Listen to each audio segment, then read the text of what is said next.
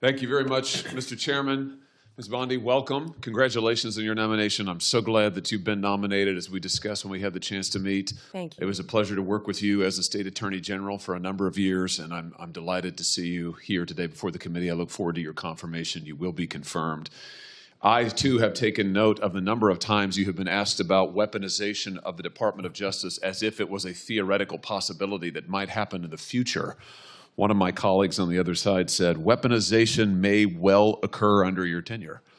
We all know that weaponization has occurred like we've never seen before in American history under this administration. And I want to get even more specific. In the last 4 years, this administration has carried out an unprecedented attack and campaign against people of faith. If you look at the numbers, we've never seen anything like it before in American history. It has been one of the most disgraceful chapters in the history of the Justice Department and in the history of the FBI. And I hope that you will reverse this and do right by every American citizen, including especially people of faith. Let me give you some specifics. After the Dobbs case was decided by the Supreme Court, over 100 pregnancy care centers and over 300 churches in this country were attacked, vandalized, firebombed. Do you happen to know off the top of your head how many prosecutions Merrick Garland's Justice Department brought in those cases? I do not, Senator. It's a stunning number. It's 2. Hundreds of churches, hundreds of pregnancy care centers. And I might just add, these pregnancy care centers, the attacks on them, which were violent, which were gruesome, were egged on and encouraged by rhetoric from members of Congress, including members of this body, who have said that pregnancy care centers aren't real medicine, that they're not real doctors. They have legitimized these attacks. And the same thing was true of churches. And this Justice Department couldn't lift a finger to defend these Americans. But at the same time, they used legislation, a law known as the FACE Act, to prosecute at least 53 different pro-life demonstrators, including people like Mark Hawk from Pennsylvania, to whom this Justice Department sent a SWAT team to his door in the early morning hours. He has, I think, 7 children. In the early morning hours, an FBI SWAT team shows up at his door to take him into custody and prosecute him. By the way, he was acquitted.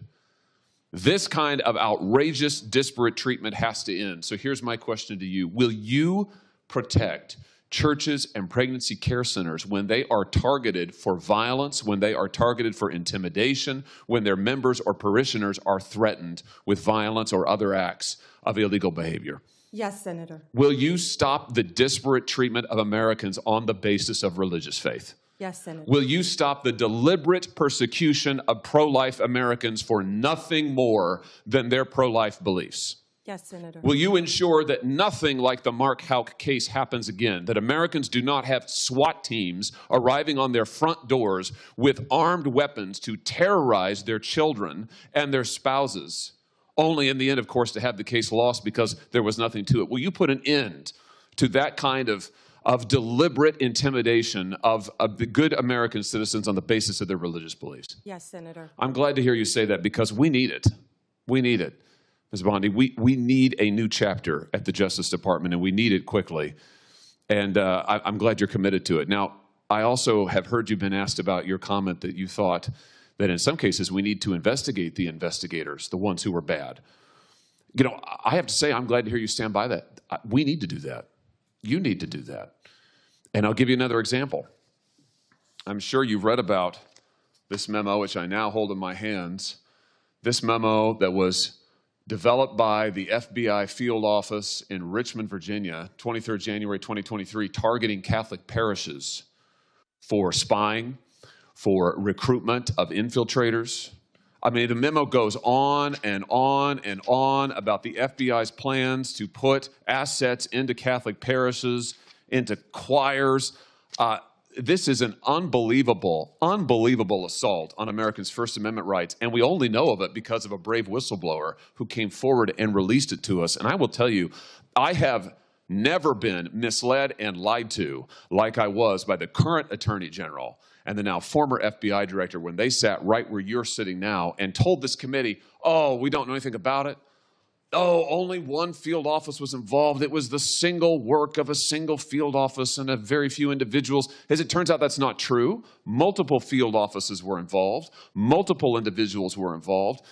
Under your leadership, will you put a stop to the use of FBI or Department of Justice resources to try and recruit informants and spies into Christian churches or any church or house of worship in this country on the basis of nothing more than faith?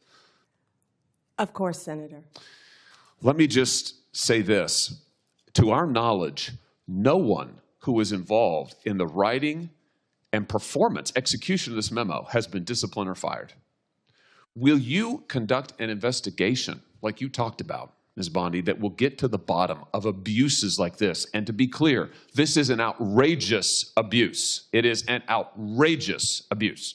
One of the worst abuses of Department of Justice and FBI authority in our history. Will you conduct an investigation to find out who signed off on this, who approved it, who advocated for it within the Department of Justice? Will you open the books on these abuses so that the American people can have confidence in their DOJ?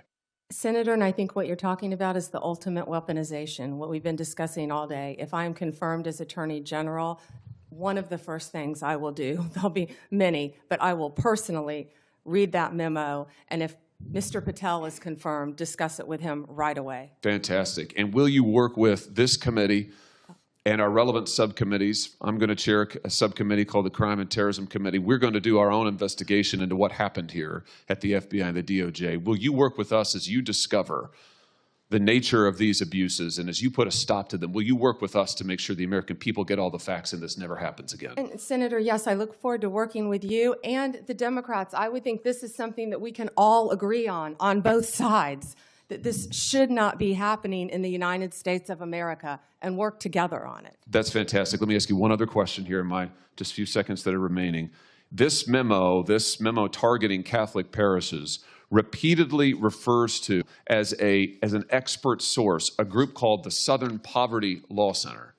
Now, the Southern Poverty Law Center has a long history as an anti-religious group that has repeatedly gone after conservative and religious organizations, called them hate groups, called them sometimes terrorist groups. They're cited in this memo. They once infamously, the SPLC called the Family Research Council a terrorist hate group, and an armed gunman came into their lobby and opened fire. Will you put a stop to the use of the SPLC as an official source for any Department of Justice memorandum or finding? That will be one of the first things we will look at as well, Senator, and report back to you and the committee. Thank you very much. Congratulations. Thank you, Mr. Chairman.